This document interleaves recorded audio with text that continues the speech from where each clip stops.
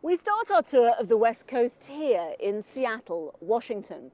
Now, in the last election, Washington was narrowly Democratic. Seattle itself is a large port, has a long history of shipbuilding, and until recently was the home of plane maker Boeing. It still is the home of Microsoft and Amazon.com. And we're here to gauge the mood of local business. And we start with Rajiv, who set up a software company 4 years ago. A quarter of his employees are in Seattle and the remaining 45 are in Bombay. Our deployment build is going to be on September 24th. At the morning conference call, the Indian part of the operation updates Seattle on work in progress.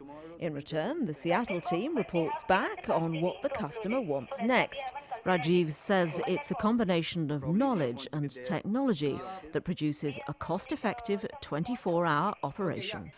Because of the 12-hour difference between India and USA, we are able to work round the clock.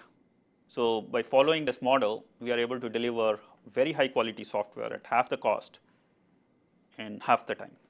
And that is the reason why customers continue to work with us. All this is familiar logic to Steve, an unemployed software engineer.